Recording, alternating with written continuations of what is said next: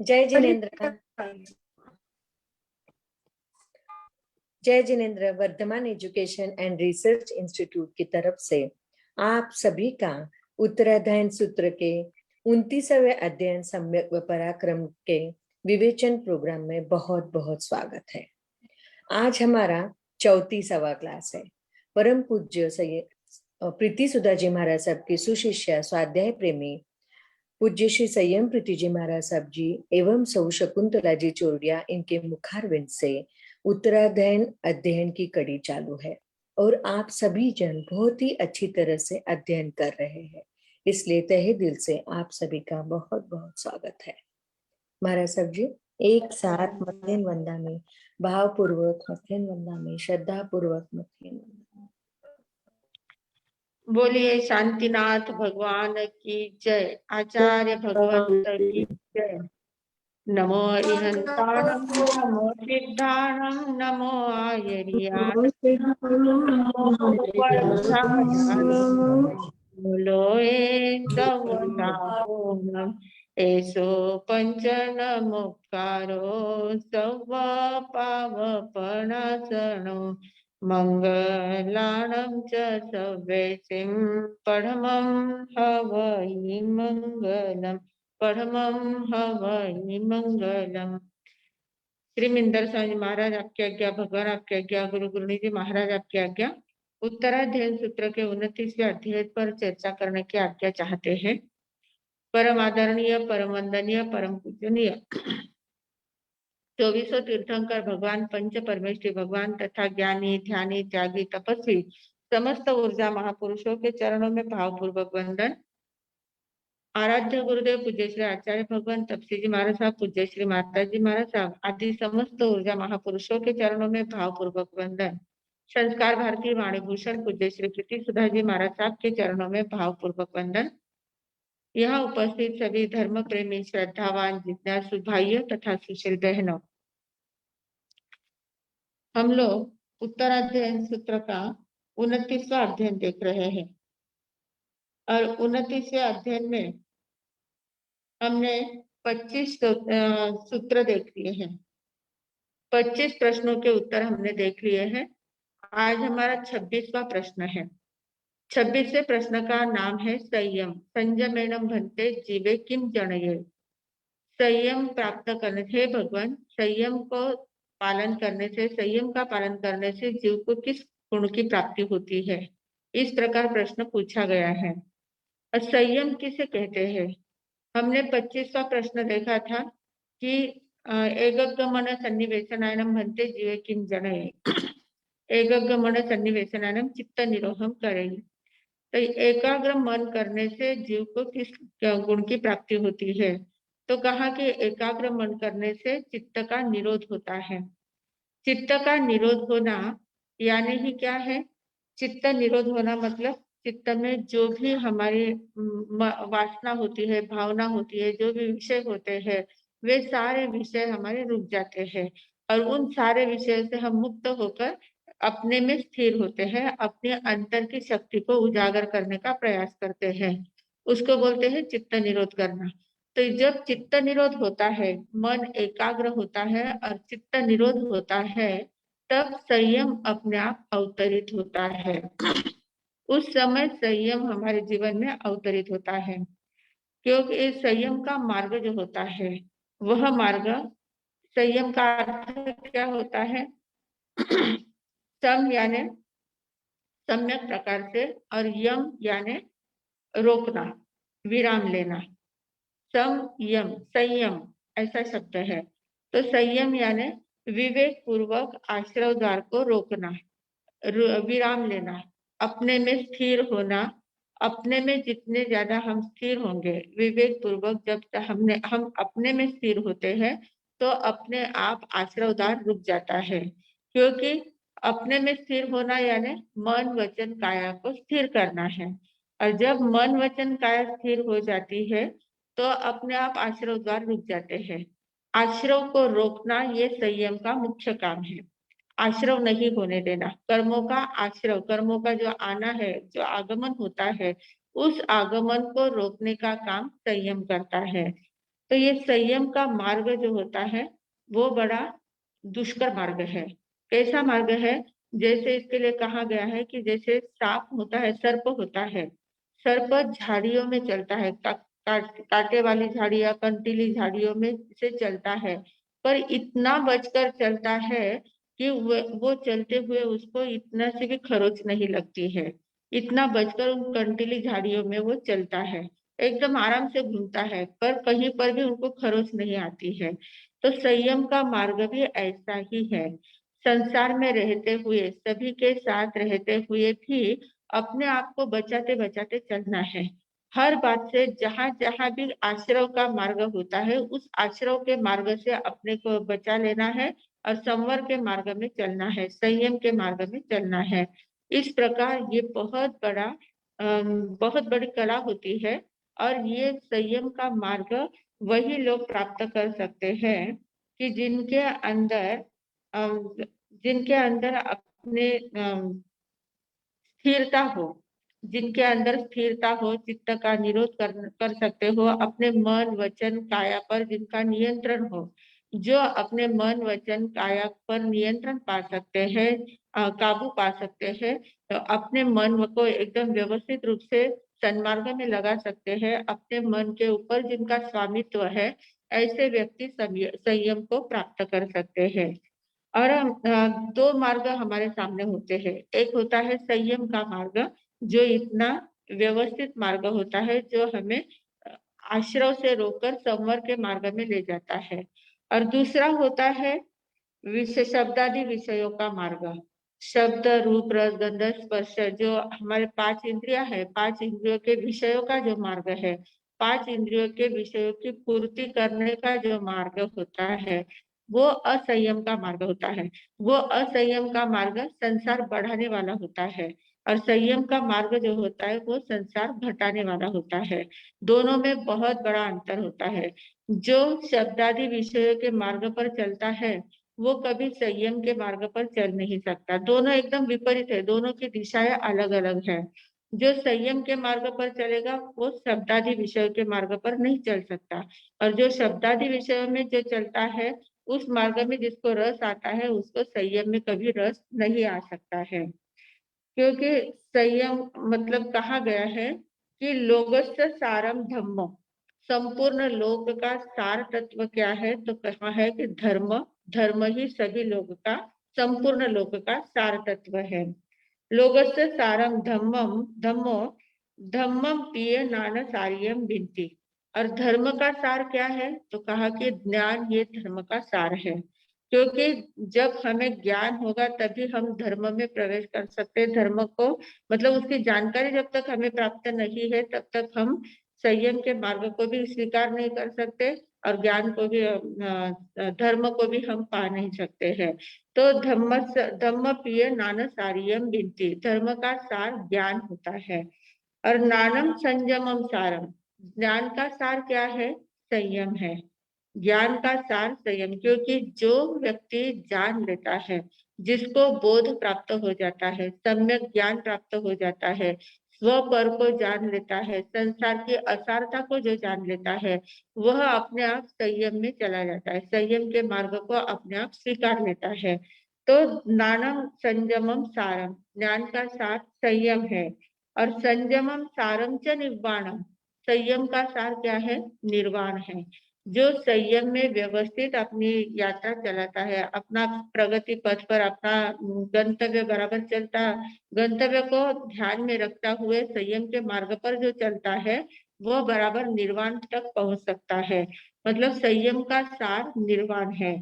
इस प्रकार इस संयम की बातों को बताया गया है। लोगस्य सारम धम्मम, लोक का सार धर्म है। धम्मस्य सारम ज्ञानम, धर्म का सार ज्ञान है। नानम संयमम सारम, ज्ञान का सार संयम है, और संयम का सार निर्वाण है।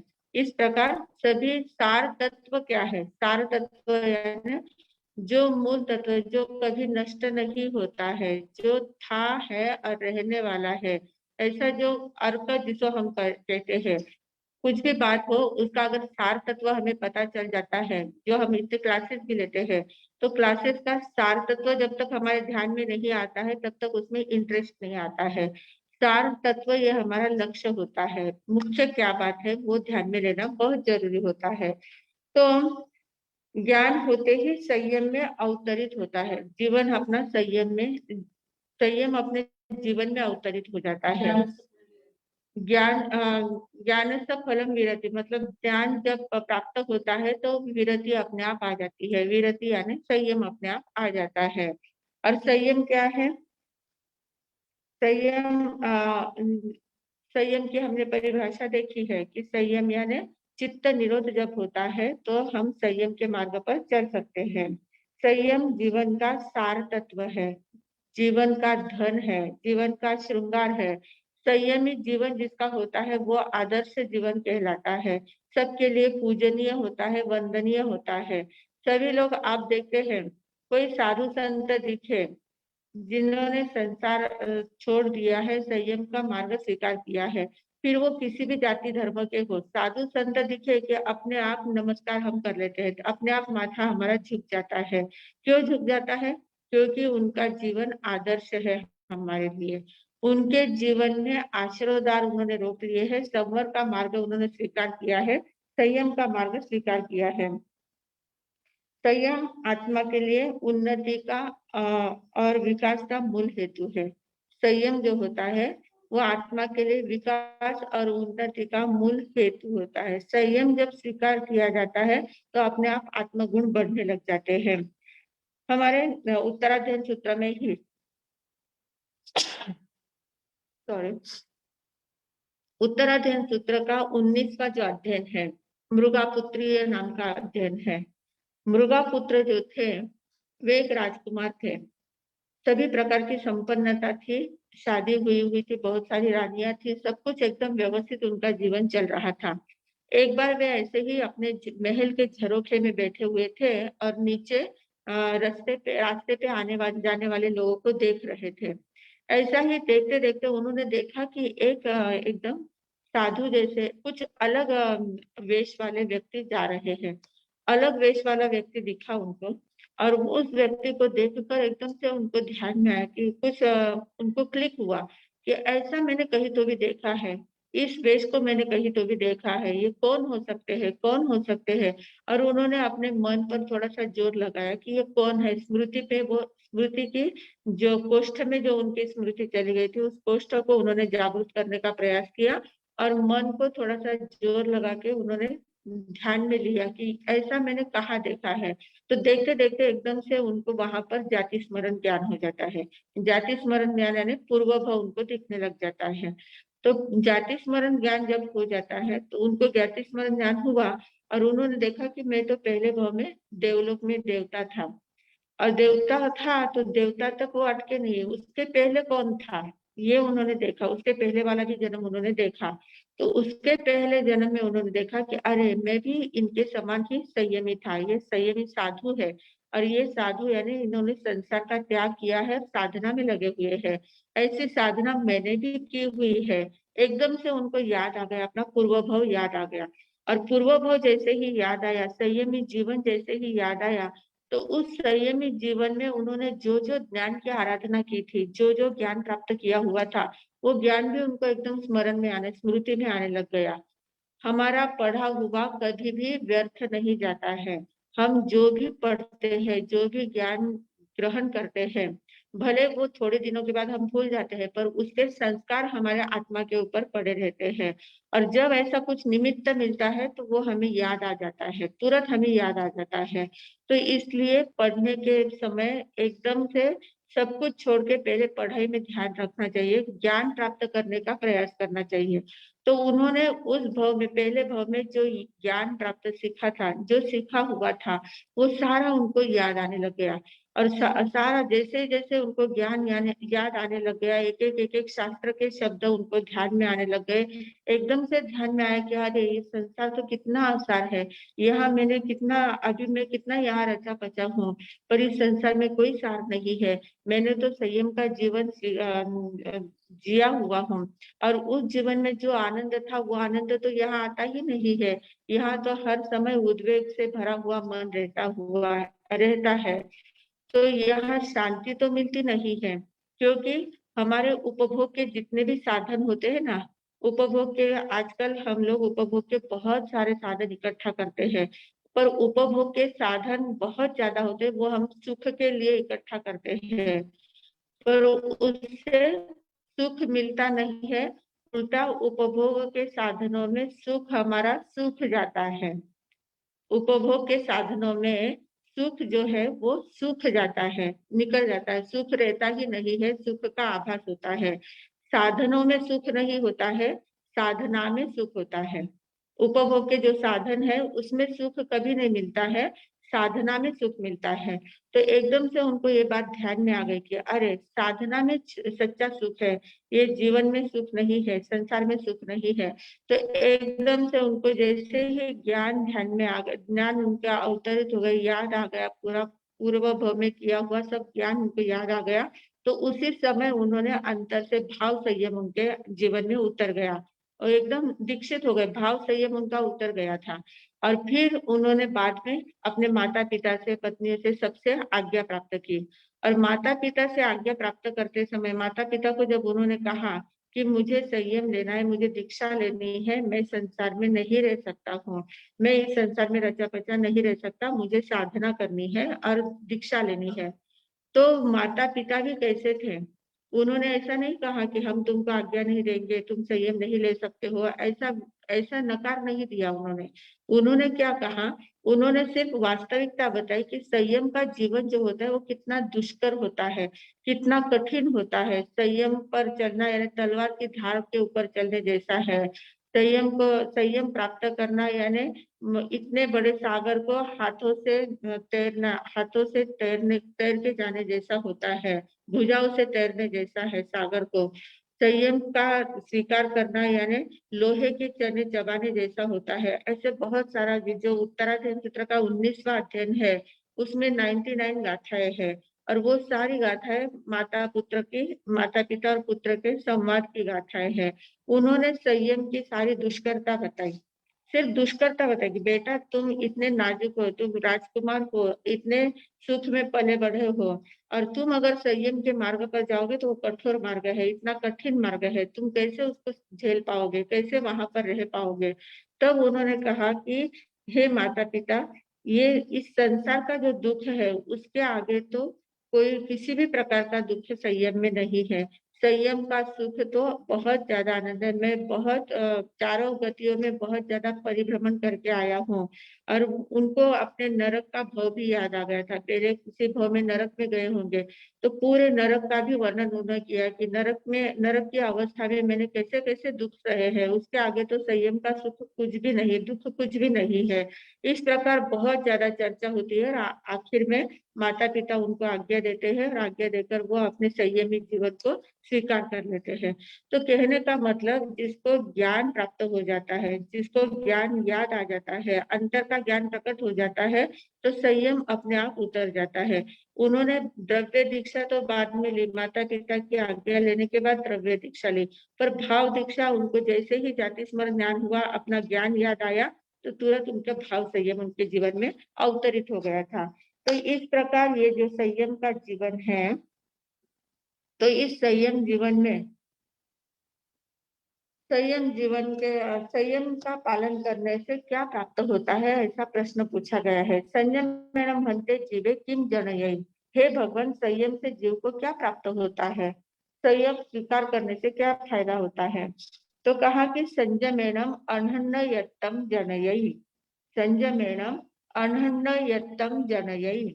अनन्यतम यानी क्या, कि अनाश्रवत्व प्राप्त होता है। अनाश्रवत्व यानी आश्रव नहीं, संवर प्राप्त होता है, संवर की साधना होती है। संयम को स्वीकार करने से संवर की साधना होती है, अनाश्रवत्व प्राप्त होता है। ये सिर्फ इतना कह दिया है कि अनाश्रवत्व प्राप्त होता है, पर अनाश्रवत्व यानी क्या होता है कि कर्म बंध न होने देने वाली पात्रता प्राप्त हो जाती है।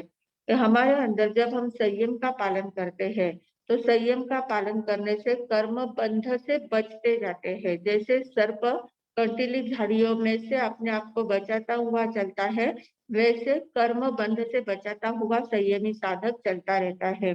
तो संयम से यानी कर्म बंधन न होने देने वाली पात्रता प्राप्त हो जाती है। इतना संयम का फायदा होता है। तो इस प्रकार ये संयम की बातें यहाँ 26वें अध्याय में बताई गई है।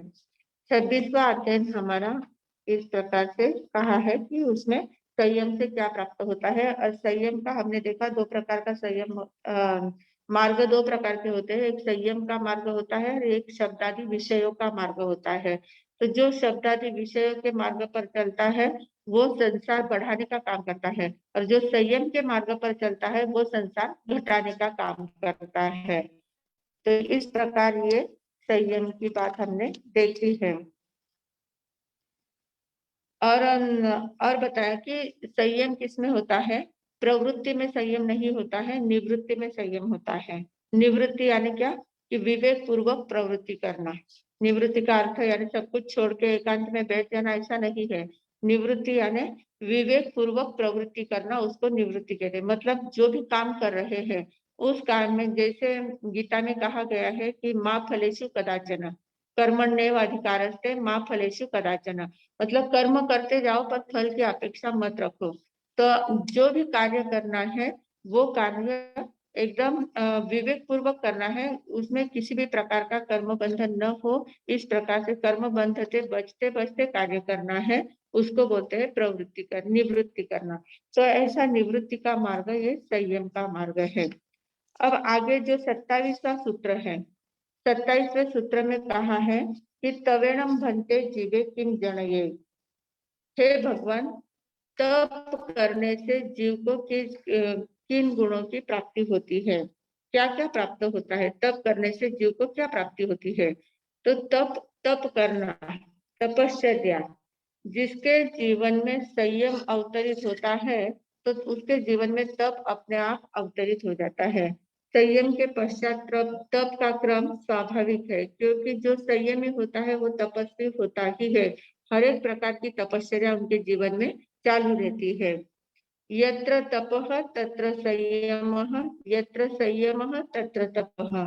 जहाँ जहाँ संयम होता है वहाँ वहाँ तप होता है, जहाँ जहाँ तप होता है वहाँ वहाँ संयम होता है। तो तपश्चर्या यानी क्या, तप यानी क्या। हम लोग कहते हैं कि उपवास करना, बेला तेला करना, अठाई करना, मास्तमन करना, इसी को तप कहते हैं। ये अनशन होता है, इसको अनशन कहते हैं। अनशन और उपवास दोनों में अंतर होता है। अनशन किसे कहते हैं, अनशन सिर्फ शरीर को भूखा रखना, शरीर को भोजन नहीं देना, भोजन नहीं लेना, ये अनशन तप हो गया। अनशन करने से शरीर की शुद्धि होती है, क्योंकि हमारे अंदर जठराग्नि होती है, और जठराग्नि क्या करती है, हम जो भोजन करते हैं उस भोजन को पचाने का काम करती है। पर जिस समय हम भोजन नहीं करते हैं, भूखे रहते हैं, तो भूखे रहने के बाद वो जठराग्नि जो है वो तो तप तो होती ही है। तो वो क्या करती है, हमारे शरीर में जो मल होता है, जो बाकी के जो बिना काम वेस्टेज जो पड़ा रहा होता है, उन सबको वो पचाने का काम करता है, उन सबको जलाने का काम वो करती है। मतलब शरीर की शुद्धि करने का काम करता है।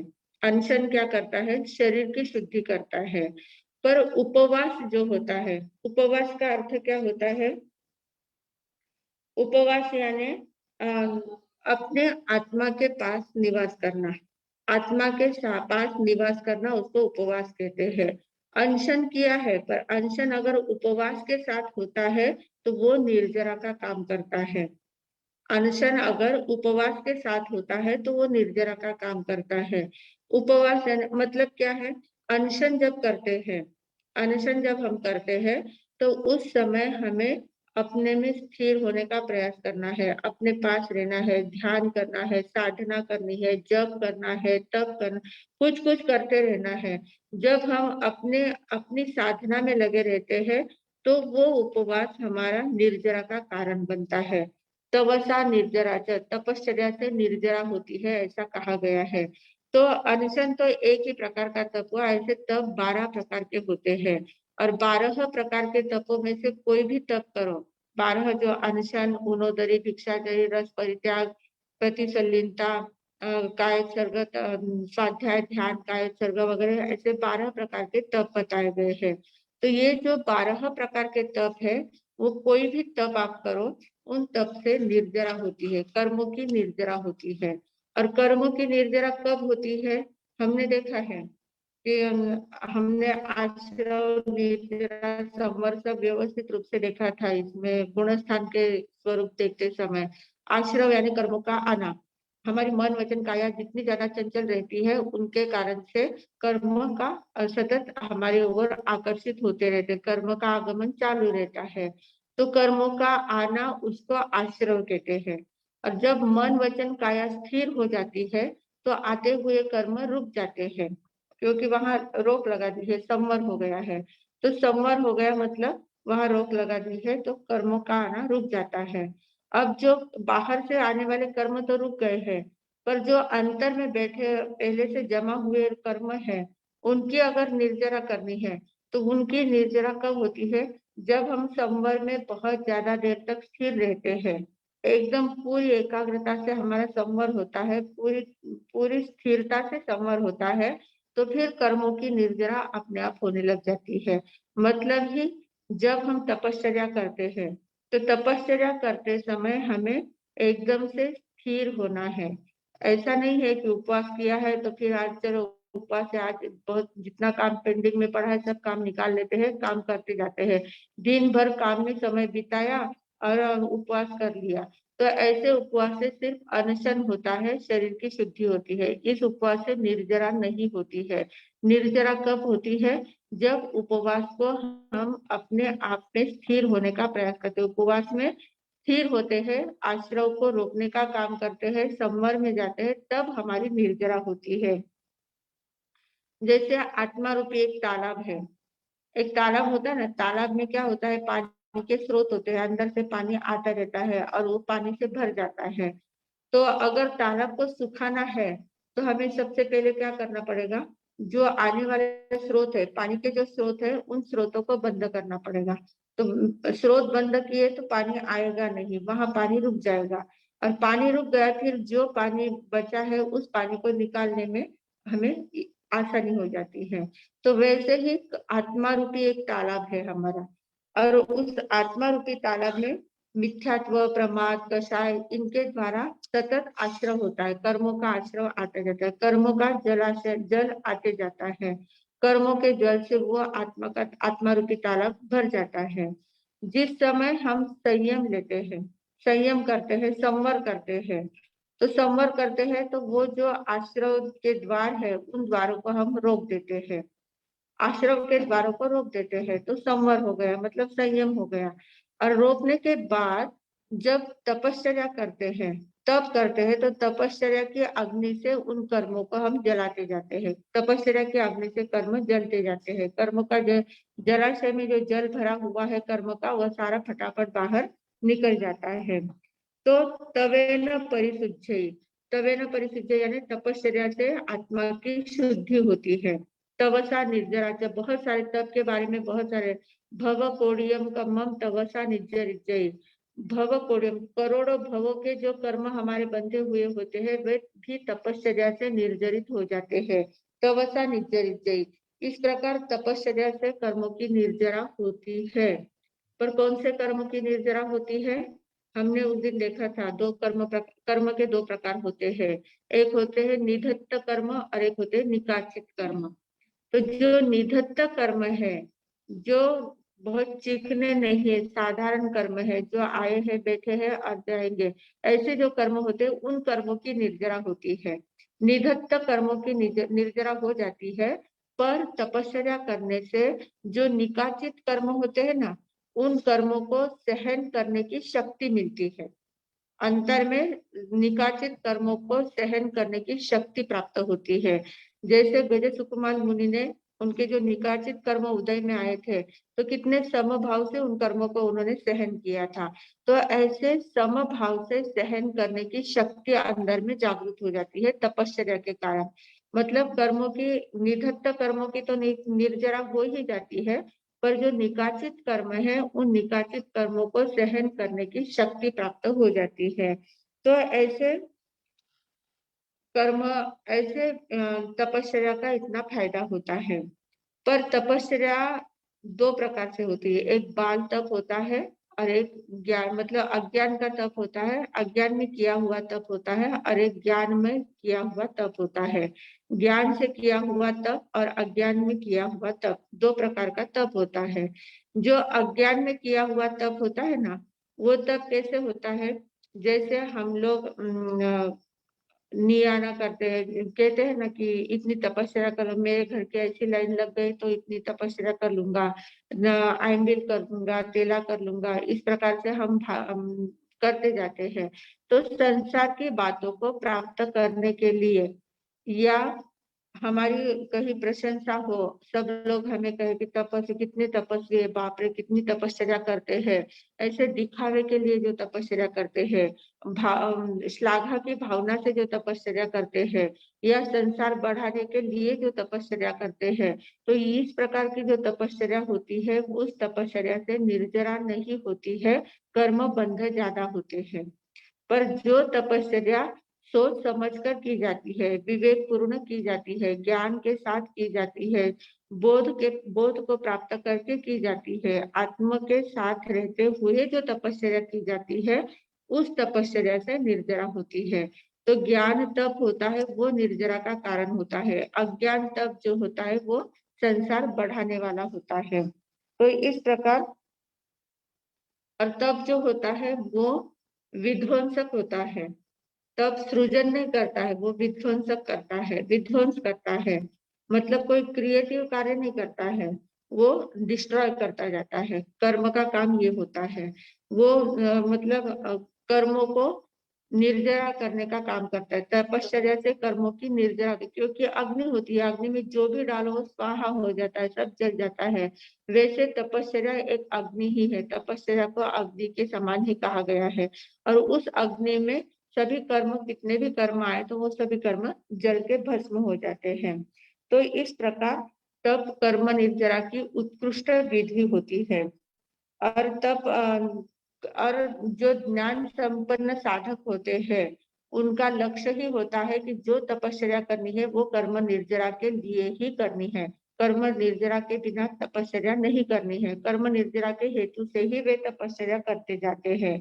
तो इस प्रकार और तपस्या से ऐसे तो सब कुछ मिल सकता है। हम लोग जो बाल तप करते हैं ना, अज्ञान तप जो करते हैं, तो अज्ञान तप करने से भी क्या होता है कि हमारे जो अशुभ कर्म होते हैं वो तो मिट जाते हैं, वो तो निकल जाते हैं। पर मतलब संसार की कोई भी चीज अगर हमें चाहिए, उसके लिए अगर हम तपस्या करते हैं तो वो चीज आराम से हमें मिल जाती है। ब्रह्मांड में ऐसी कोई चीज नहीं है कि जो तपस्या के द्वारा न प्राप्त हो। तपस्या के द्वारा सब कुछ प्राप्त हो सकता है, मोक्ष तक प्राप्त हो सकता है, तो बाकी की बातों को क्या कहना। तो तपस्या में इतनी ज्यादा ताकत होती है, कर्मों की इस प्रकार से निर्जा करते हैं कि हमारे अंतराय कर्म क्षय हो जाता है, हमारा ज्ञानावर्णीय कर्म का क्षय हो जाता है, मोहनीय कर्म का क्षय हो जाता है, सभी कर्म हमारे क्षय होते जाते हैं, कर्मों की निर्जरा होती जाती है, और मुक्ति का मार्ग हमारा प्रशस्त होता जाता है। इतनी बड़ी ताकत तपस्या में होती है। तो कहा कि तवेणम भन्ते जीवे किम जनये, तपस्या करने से जीव को क्या प्राप्त होता है। तपस्या करने से तवेणम ओदानम जनयी, तपस्या करने से व्यवधान को प्राप्त होता है, जीव को व्यवधान प्राप्त होता है। व्यवधान का अर्थ क्या होता है, व्यवधान यानी कर्मों का क्षय करके आत्मा को शुद्ध बना देने वाली शक्ति प्राप्त होती है।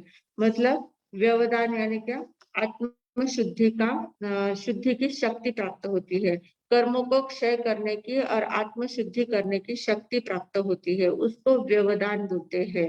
व्यवधान का अर्थ होता है कि कर्मों की शुद्धि होती है। और व्यवधान ये बहुत महत्वपूर्ण शब्द है। आगे वापस उसके आगे का जो 28वां सूत्र है वो उदाहरणम हन्ते जीवेकिन जनये वही आएगा। व्यवधान से जीव को क्या प्राप्त होता है, तब से व्यवधान प्राप्त होता है, और व्यवधान से क्या प्राप्त होता है वो आगे कहने वाले हैं। तो व्यवधान का अर्थ क्या कहा, कर्म क्षय करके आत्म शुद्धि करने वाली शक्ति प्राप्त होती है। व्यवधान का अर्थ कर्म शुद्ध करके कर्म क्षय करके आत्म शुद्धि करने की शक्ति, उसको व्यवधान कहते हैं।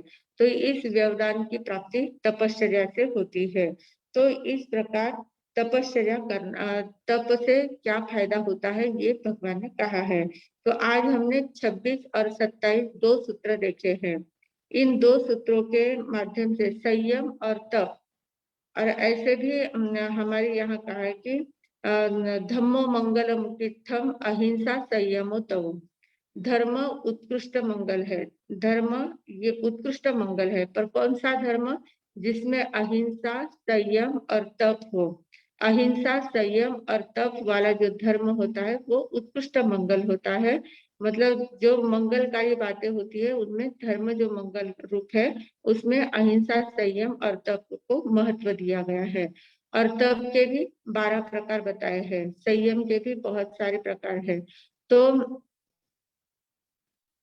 देवावितम नमम संति जस धम्मे संयमः, देवता भी उनको नमस्कार करते हैं, देवता भी उनको नमस्कार करते हैं जिसका धर्म में मन लगा रहता है। जो धर्म में जिनका मन धर्म में लगा रहता है, कौन सा धर्म, अहिंसा संयम और तप वाला धर्म। तो संयम और तप को बहुत ज्यादा महत्व दिया है। संयम और तप के बिना धर्म में प्रवेश नहीं है। संयम संयम कब अवतरित होता है, जब मन की एकाग्रता बढ़ती है। मन की एकाग्रता बढ़ने से चित्त का निरोध होता है, चित्त का निरोध होने से संयम अवतरित होता है। जहाँ संयम है वहां तप अपने आप आते जाता है। तो इस प्रकार संयम और तप की बात आज हमने देखी है, और आज हम जल्दी पूरा करने वाले हैं, इसलिए कि आज शकु दीदी पहले वाली समरी आपको बताने वाली है। जो हमारे 27 सूत्र हुए हैं, 27 में से जो शुरू में जितने हो सकते हैं उतना वो वापस आपका रिवीजन कराने वाली है। तो उनको थोड़ा टाइम थोड़ा ज्यादा देना है, इसलिए आज हम यहीं पर विराम लेंगे और शकु दीदी को कहेंगे कि वो आगे की बात बताएंगे। उसके बाद अपन प्रश्नोत्तर करेंगे। सुनो मेरी मत समझे। तो इतना ही बोलकर मैं विराम लेती हूँ। ओम शांति। हाँ मथे नंदन,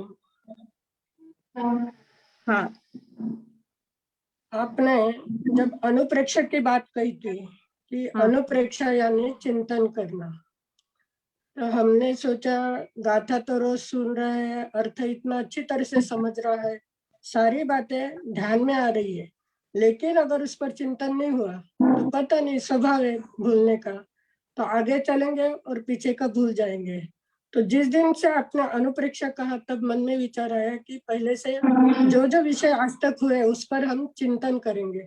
तो चिंतन करने के लिए आज पहले 10 प्रश्न देखते हैं, लेकिन आज जो हुआ है, आज संयम के बारे में और तप के बारे में इतने महत्वपूर्ण विचार हमारे सामने रखे। संयम यानी उन्होंने इतना अच्छा कहा कि विवेक पूर्वक अस्त्रों के द्वार को संयम सम्यक प्रकार से रोकना। और संयम भी 2 प्रकार के, एक संयम और एक असंयम। तो जो संयम है, चित्त में वासना भावना विषय आदि से मुक्त होकर संयम में अवतरित होना, और दूसरा है शब्दादि विषयों का मार्ग, कि जो संसार को बढ़ाने का काम करता है। संयम संसार को घटाता है और असंयम संसार को बढ़ाता है। ये सारी बातें जो हम रोज सुन रहे हैं आत्मा के चिंतन पर चल रहे हैं। तो आत्म चिंतन करने के लिए इतने सुंदर सुंदर विषय हमारे सामने आए। एक इतनी बात अच्छी लगी आज की कि जो उपभोग के साधन है उससे सुख सुख जाता है, और साधना में सच्चा सुख है। कुछ बातें ऐसी है कि वो मन को छू जाती है, और उस पर हम लोगों को क्या करना है, चिंतन करना है। जिस समय वापस समझी होगी तो इस विषय पर हम चिंतन करने ही वाले हैं।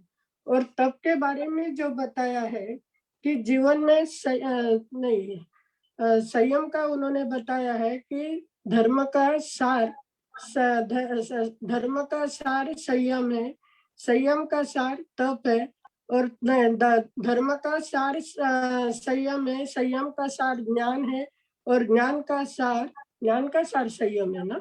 हाँ ज्ञान का सार संयम है, धर्म का सार ज्ञान है, ज्ञान का सार संयम है, और संयम का सार निर्वाण है। बराबर है। धर्म का सार हाँ, लोक का सार धर्म है, धर्म का लोक का सार ज्ञान है। लोक का सार धर्म है, धर्म का सार ज्ञान है, ज्ञान का सार संयम है, और संयम का सार निर्वाण है। ये चार बातें अच्छी तरह से ध्यान में रखेंगे। और उसके आगे जो बताया है कि अनशन तप का जो हम बोलते हैं कि 12 प्रकार के, और आज तक तो मन में यही था कि अनशन यानी 3 प्रकार के या 4 प्रकार के आहार का त्याग करना यानी उपवास। तो उपवास और अनशन, इसमें कितना भेद बताया है कि अनशन से शरीर की शुद्धि होती है, भूखा रहना है तो भूखे रहने के कारण शरीर की शुद्धि होती है, और उपवास यानी आत्मा के पास हम निवास करते हैं।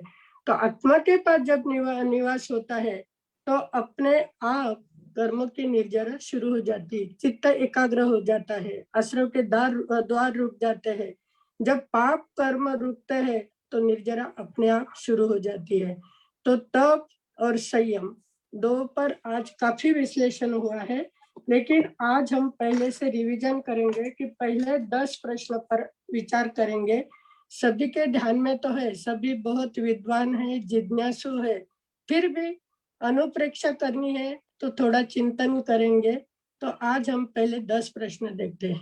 शुरुआत में जो बताया था कि सुधर्म स्वामी जम्बू स्वामी से कहते हैं कि हे आयुष्मान, मैंने ऐसा सुना है।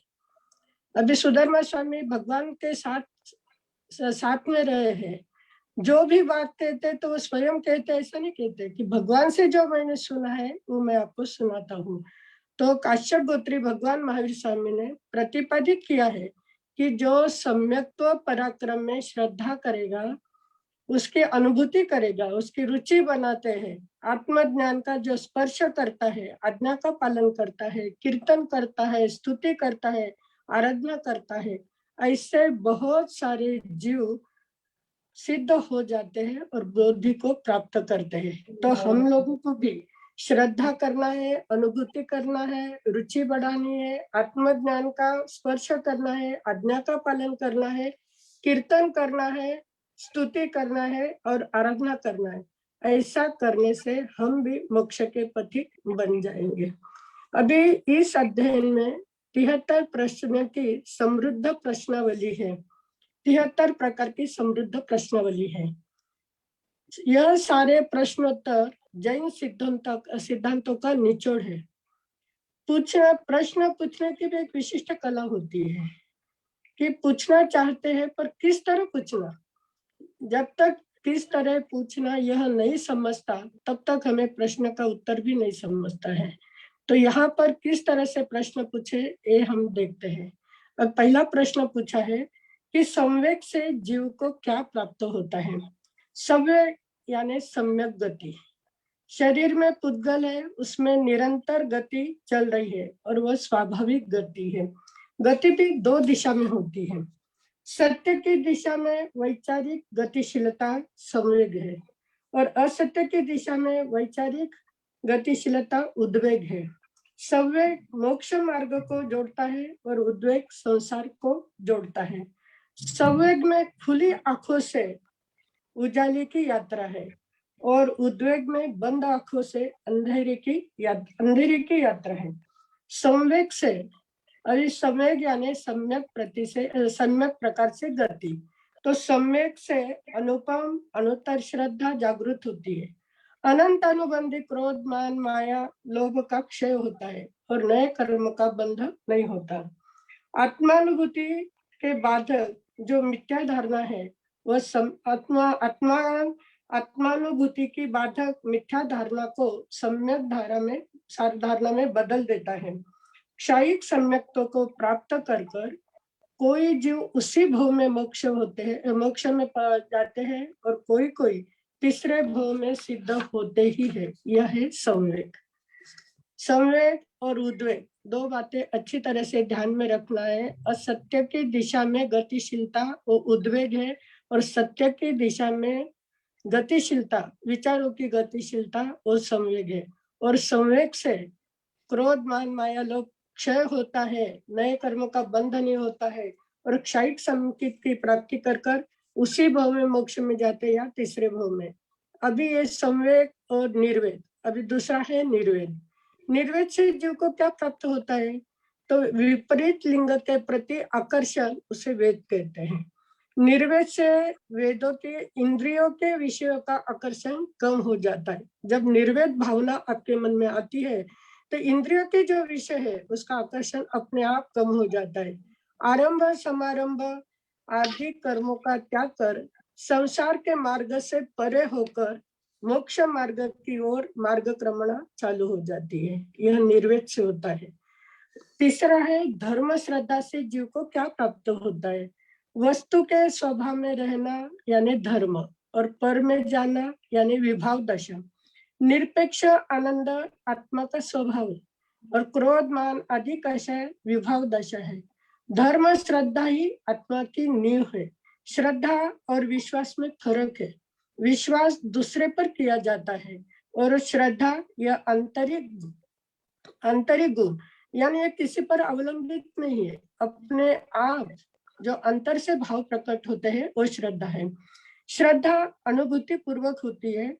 आत्म अनुभूति से सुख साता में रचा पचा जीव उससे विरक्त बनकर अंगार बनता है।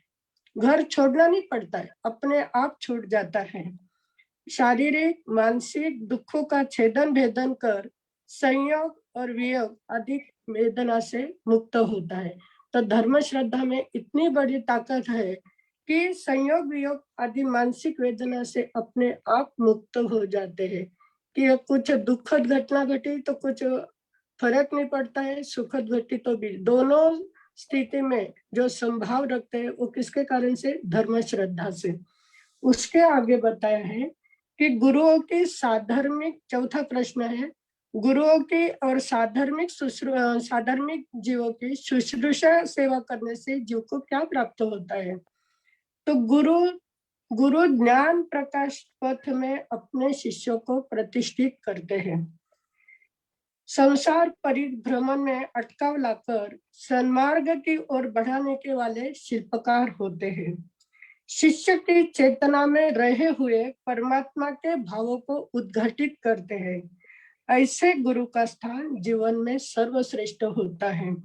गुरु प्रसन्न, इसलिए हमारा व्यवहार ऐसा होना चाहिए कि गुरु प्रसन्न रहे और हमारे द्वारा गुरु के गुणों का गौरव ज्यादा बढ़े, ऐसा हमारा व्यवहार होना चाहिए। तो गुरु की सेवा करने से गुरु का गौरव बढ़ाने का काम हमारे द्वारा हो सकता है।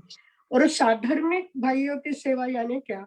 कि जो समान धर्म का व्रत नियमों का पालन करते हैं, आचार व्यवहार एक जैसा होता है, और उनकी समर्पित भाव से सेवा करने से वो जीवन की ऊंचाई पर पहुंचता है। साधर्मिक भाइयों की सेवा करने से जीवन की ऊंचाई पर पहुंचते हैं।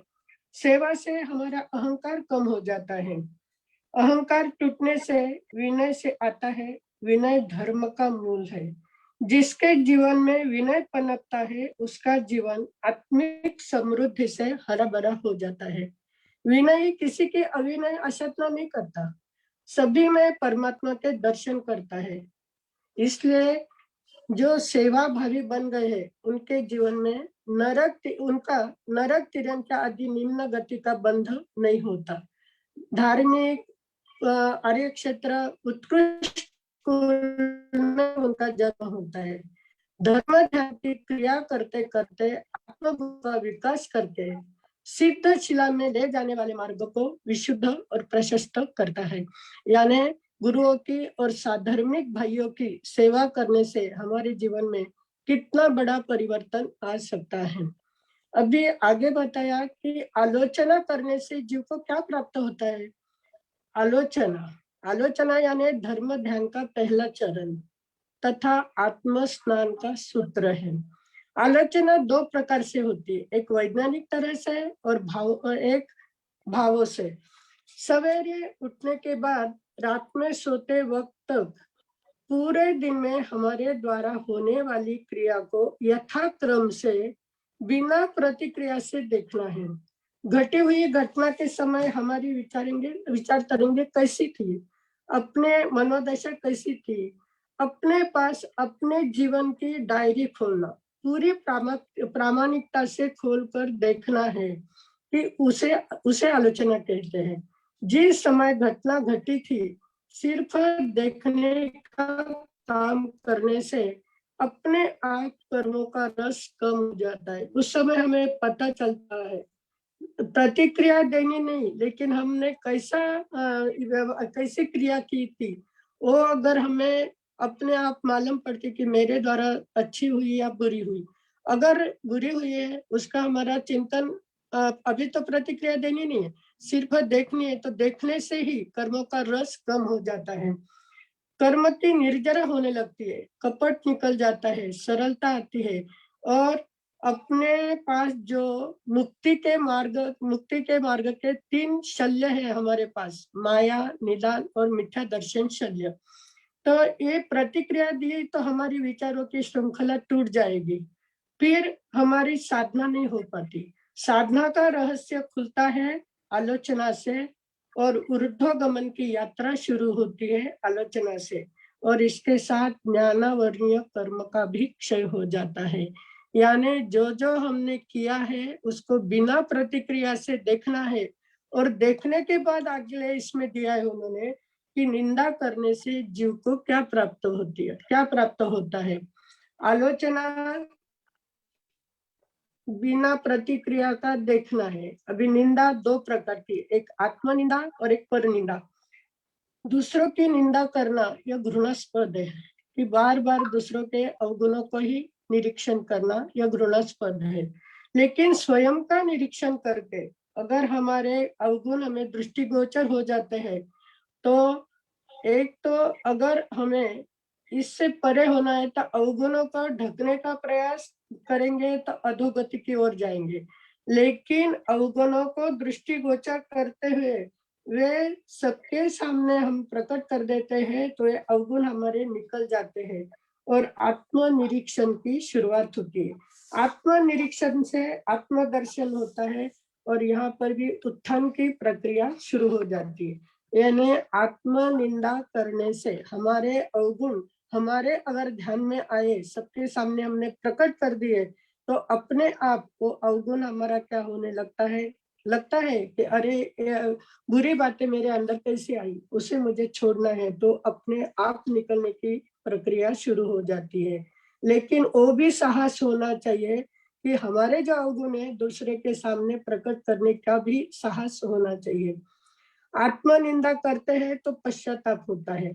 पश्चाताप सबसे बड़ा प्रायश्चित है। पश्चाताप से वैराग्य भाव बढ़ता है, आत्मस्थिरता बढ़ती है और मोहनीय कर्म का क्षय होता है। अभी 7वां प्रश्न है, गर्हा करने से जीव को क्या प्राप्त होता है। गर्हा यानी क्या?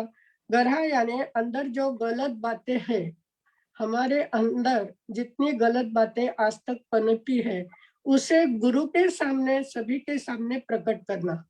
अभी मान प्रतिष्ठा इतनी बड़ी हुई है, सभी लोग हमारा आदर कर रहे हैं, लेकिन कुछ बातें ऐसी होती है कि वो स्वयं की बातें स्वयं को ही मालूम होती है कि हमारे अंदर कितना कचरा भरा हुआ है, कषायों का कचरा हमने कितना संभाला हुआ है। अपने अस्तित्व को सभी के सामने प्रकट अगर हमने कर दिया, हमारी गलत बातें सभी के सामने अगर हमने प्रकट कर दी, तो अपने अस्तित्व को हम मिटा देते हैं।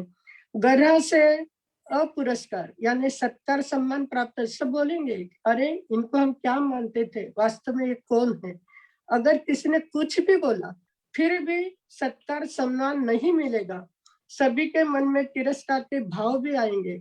अगर उसको स्वीकार कर लिया और समभाव से सहन करना की, तो अंतर की शुद्धि होती है, अंदर से शांति प्राप्त होती है, मन में सत्कार पुरस्कार के भावना का अभाव होता है और मन वचन काया से के अप्रशस्त योग से विरक्त होते हैं। प्रशस्त यानी शुभ विचार, शुभ वचन, शुभ क्रिया होती है।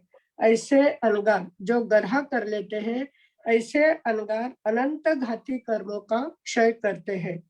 आत्म आलोचना, आत्मनिंदा, आत्मग्रह, यह तीनों सूत्र मन को निर्भर बना देते हैं, यानी सही मायने में निग्रंथ बनाते हैं। अभी उसके आगे 8वां प्रश्न है, सामायिक करने से क्या फायदा होता है। अतीत के बोझ से हल्के होकर, यानी भूतकाल के बोझ से हल्के होकर वर्तमान में स्थिर होते हैं, तब सामायिक में प्रवेश होता है। संभाव आता है, निर्विचार अवस्था आती है, मन वचन काया की चंचलता बंद होकर राग द्वेष की तरंगों से मुक्त हो जाते हैं और पाप के सारे कार्य रुक जाते हैं। आंतरिक शांति का खजाना प्राप्त होता है, यानी संभाव में हम आ जाते हैं। संभाव में आते हैं तभी आंतरिक शांति का खजाना खुलता है। 24 तीर्थंकर की स्तुति करने, 9वां प्रश्न है, 24 तीर्थंकर की स्तुति करने से क्या फायदा होता है। स्तुति 2 प्रकार की होती है, एक द्रव्य स्तुति और एक भाव स्तुति। द्रव्य स्तुति के पीछे कुछ पाने की भावना होती, और भावना स्तुति में जिनकी स्तुति करते हैं उस स्तुत्य के प्रति तल्लीन बन जाते हैं। उनका आदर्श, उनके गुण, उनके चारित्र हमारे सामने आते हैं। जैसे जैसे भाव जागृत होते हैं, गुण कीर्तन करते हैं, तो सम्यक दर्शन की विशुद्धि होती है, स्व का परिचय होता है और धर्म में प्रवेश होता है। मिथ्या दृष्टि सम्यक बनती है और क्षयिक सम्यक की ओर बढ़कर मोक्ष मार्ग की मार्गक्रमणा शुरू हो जाती है। और आखिरी प्रश्न है 10वां कि वंदना करने से जीव को क्या प्राप्त होता है। वंदना 3 प्रकार की, जघन्य, मध्यम और उत्कृष्ट।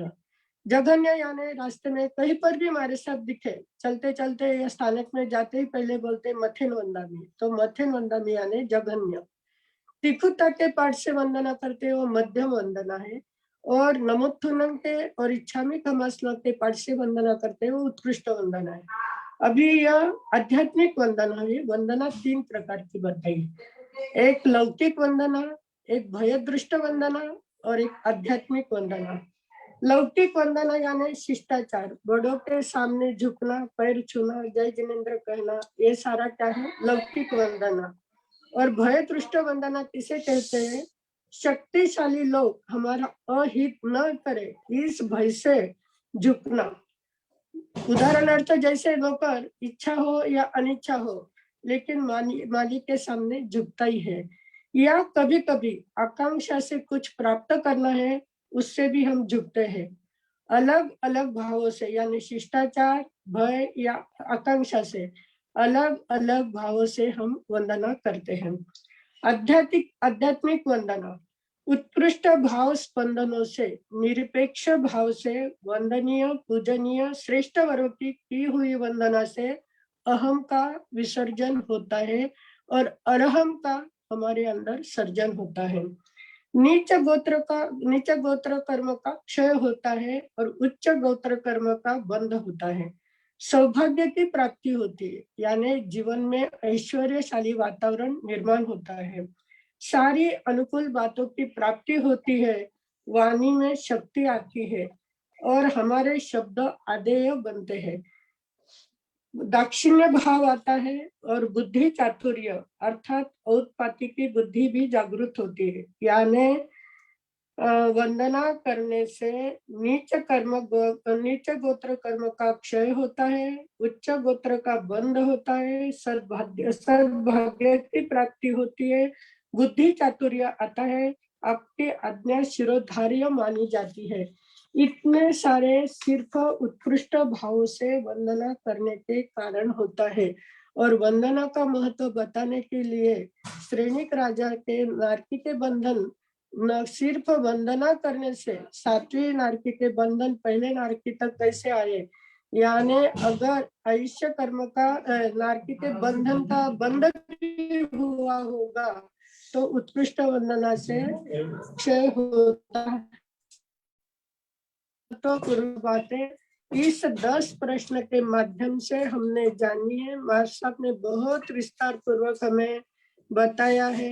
एक एक प्रश्न पर हमने शायद 2-2, 3-3 पेज लिख के रखे हैं। तो सिर्फ लिखना नहीं है, उसमें जो रहस्य है उस रहस्य को जानकर अगर अनुप्रेक्षा करेंगे, चिंतन करेंगे, तो सही में सम्यक तो पराक्रम यह अध्ययन सीखना हमारे लिए सार्थक बनेगा।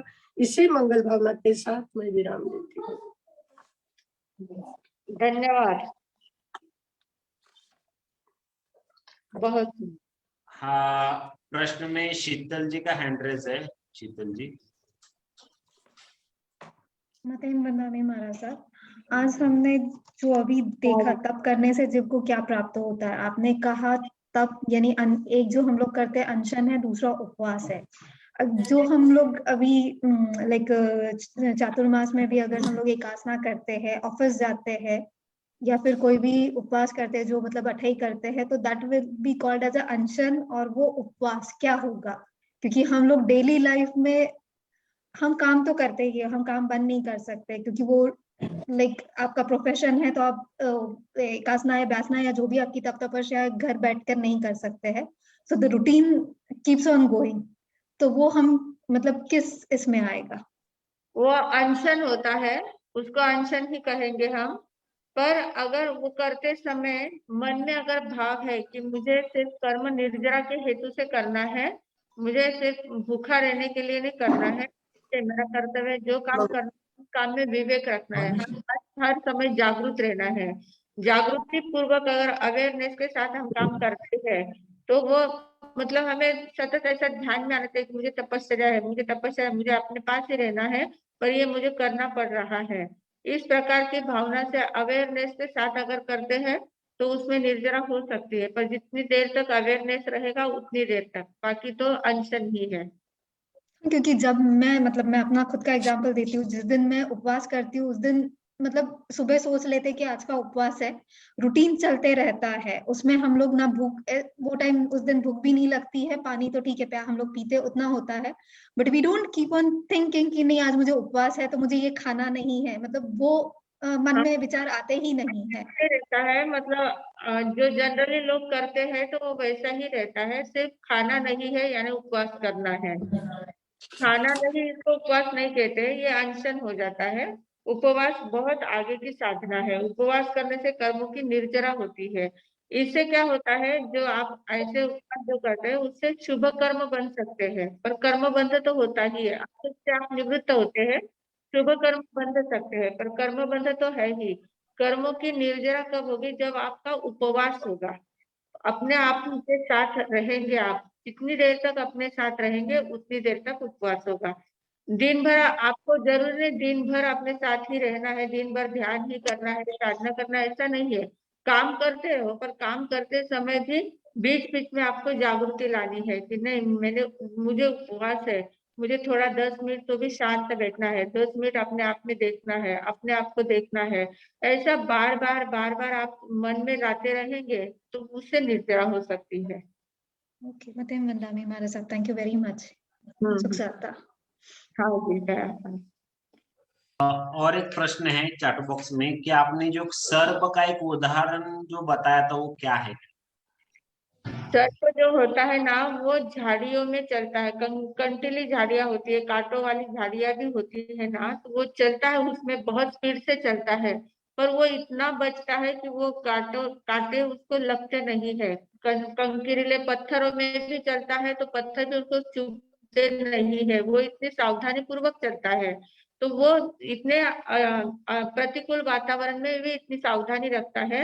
वैसे जो संयमी होते हैं वे प्रतिकूल वातावरण में संसार में रहते हुए भी सावधानी पूर्वक अपना जीवन व्यतीत करते हैं।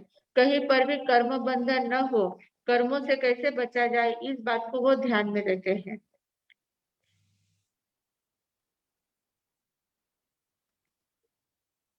हाँ जी। लगभग आज के प्रश्न अभी हो गए। और एक हैंडरेज है सारिका जी खिमसरा।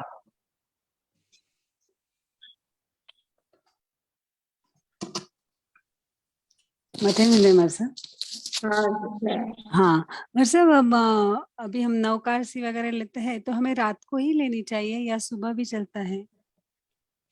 रात में लिया तो ज्यादा अच्छा है, रात में ही लेना चाहिए। और रात में भी कैसे, ज्यादातर नौकाशी कैसे की जाती है कि शाम को भोजन करने के बाद जो विहार करना है, बाद में नौकाशी के पचका लेना है, ऐसा किया जाता है। पर बहुत लोगों को पॉसिबल नहीं होता है, तो रात को सोते समय पचकान ले लेते हैं। सोते समय भी पचकान लिए तो भी चलता है, पचकान तो पचकान ही है, कभी भी लो, कितनी भी देर तक लो तो अच्छा ही अच्छा। अगर नहीं हुआ और सुबह ली तो भी चलता है ना? रहता है। हाँ। पचकान सुबह लिया तो 1 घंटे 2 घंटे के पचकान ऐसे हो जाते हैं, नौकाशी नहीं कह पाएंगे। अच्छा, अपन उठते समय लेते हैं कि वे नवकारसी उपरांत चार्यारा पचकान ऐसे? हाँ, मतलब रात में अगर हमने सूर्योदय तक के पचकान लिए हैं तो फिर सवेरे आप सूर्य नवकाशी के उपरांत ले सकते हैं। पर रात में सूर्योदय के तक के भी पचकान लेने जरूरी है। कोई तो भी पचकान रात में लिए तो फिर सवेरे आप नवकाशी के पोरसी के ले सकते हैं। अच्छा, तो ऐसा नहीं चलता है क्या फिर सुबह लिए तो? ऐसे लगता है कुछ नहीं होता है तो उतना तो सही है ऐसे। तो होता है वैसे, 1 घंटे का पचकान हो जाता है, जैसे अपन घंटे घंटे के पचकान करते हैं ना, वैसे फिर ले सकते हैं अच्छा अच्छा अच्छा। और ऐसा मरसो अपने को एकाशना वगैरह कुछ भी करना है तो अपने को शाम को ही खा लेना है क्या? यानी रात को खाना तो वो लागू नहीं होता ऐसे? वैसा ही होता है शाम को, मतलब पहले दिन रात को नहीं खाना चाहिए। कल आपको एकादशी करना है तो आज शाम को ही भोजन कर लेना है, बाद में पचकान लेना है। ऐसा नियम तो ऐसा ही है, पर अब जैसे जिसको सुविधा रहती है वैसे करते जाते हैं। पर न करने से उतना किया तो भी बहुत अच्छा है। अच्छा अच्छा। और 12 बजे तक पानी पीते हैं हम रात को, तो और पचकान लिए तो चलते हैं क्या फिर? तो पचकान चलते। कभी आराम। अच्छा, चलिए मथिन मतलब सुख सहता।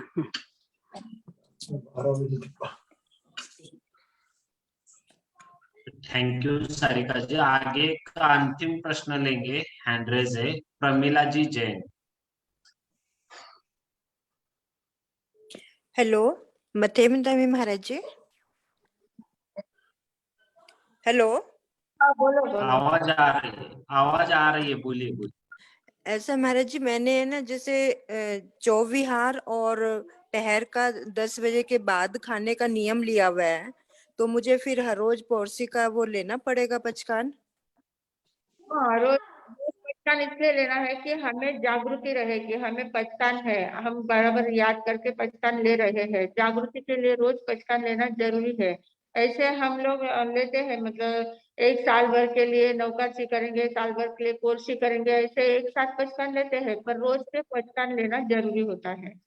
जैसे मैं याद तो रखती हूँ कि कल मतलब जैसे मेरे को पौरसी है उसके बाद ही लेना है, और हाँ, आज मतलब नहीं खाना, रात को चौविहार होता है मेरा, मतलब हाँ, दिन छिपने के बाद पानी भी नहीं लेना होता, तो फिर हाँ, मतलब डेली मतलब रिपीट करना।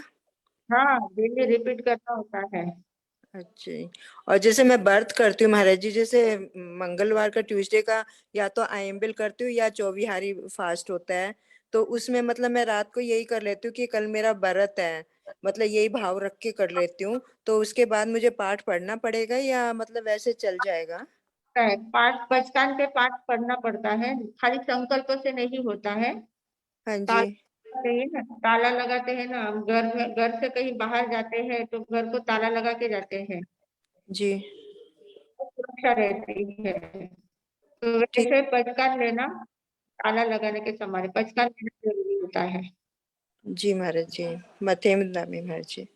आप कहाँ से बोल रहे हैं? मैं दिल्ली से बोल रही हूँ महाराज जी। हाँ जी। अगर अगर महाराज जी होते हैं स्थानक में तो व्रत का पचकान मैं ले लेती हूँ, हाँ, हाँ, तपस्या का। और जैसे रूटीन में जैसे महाराज जी अब चतुर्मास के बाद बिहार कर जाते हैं, तो फिर मतलब मन में यही रखती हूँ कि कल मेरा फास्ट है जैसे, तो नहीं तो उसका। छोटा सा पाठ होता है, उतना पाठ याद करना। हाँ जी, याद वो तो आनापुरी में होता है, उसमें है, बुक में मंगल साधना में है। वो पढ़ उतना ले। ठीक है महाराज जी, मैं आगे से ऐसे ही करा करूंगी डेली। तो और ये नवकारसिक ये पहर का भी पढ़ना पड़ेगा मतलब? पचकान लेना भी है और पार पार के समय पचकान लेना जरूरी ठीक। है। ठीक है महाराज जी। हाँ जी, मथेम दमे महाराज जी, हाँ जी बहन। बहुत बहुत कृपा की आपने।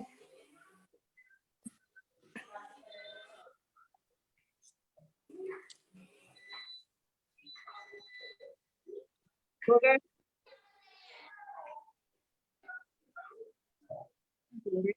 चलेगा मंगल पाठ। कुछ क्वेश्चन है क्या महेश भाई? अब नहीं सर। क्वेश्चन ये हो गए, मेरा डिस्कनेक्ट होगा मंगल पाठ।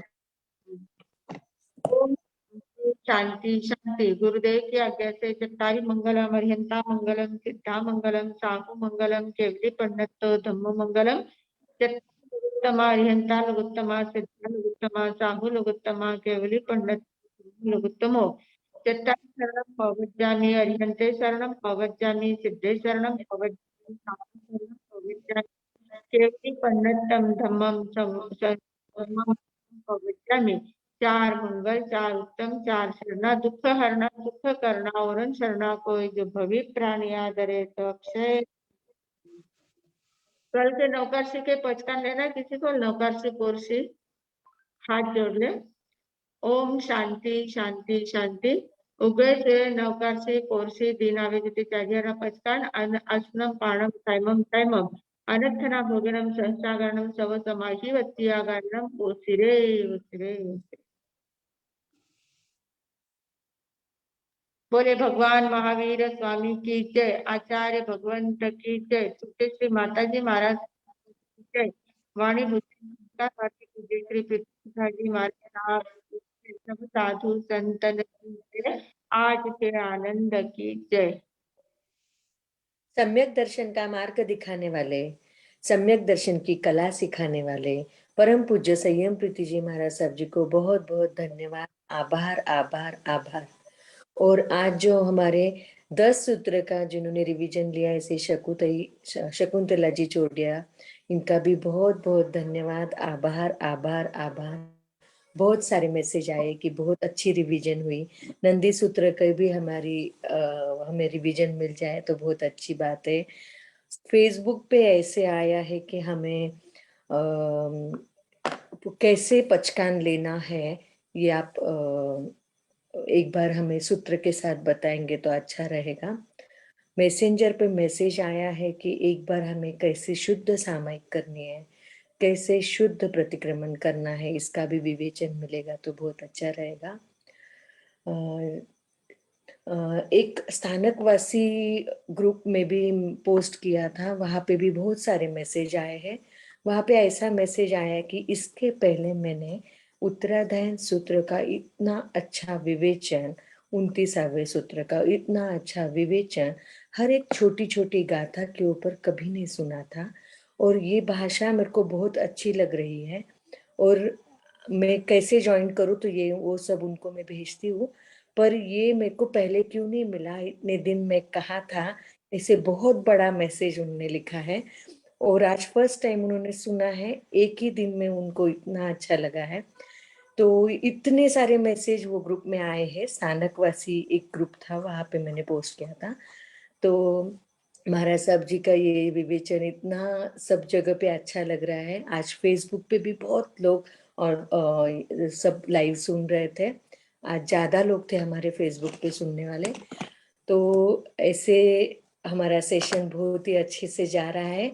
इतनी शादियां, इतने सारे प्रोग्राम, सभी लॉकडाउन खुला हुआ है, सब जन इधर उधर जा रहे हैं, तो भी अच्छी प्रेजेंटी लगा कि आप सब जन सुन रहे हैं, इसलिए सच में आपका बहुत बहुत धन्यवाद। सिर्फ मेरी एक ही रिक्वेस्ट है कि आप जल्द से जल्द ज्वाइन करते जाइए, मतलब बराबर 9 बजे ज्वाइन करते जाइए। 9:10 9:15 को करेंगे तो आपको पहले के 10 मिनट का पूरा विवेचन निकल जाता है आपका। तो सभी से रिक्वेस्ट करते हैं कि आप बराबर 9 बजे ज्वाइन करने का प्रयास कीजिए। Vardhaman education and research institute की तरफ से आप सभी का बहुत बहुत धन्यवाद। कल बराबर जुड़ेंगे 9 बजे। सभी को शुभ रात्रि।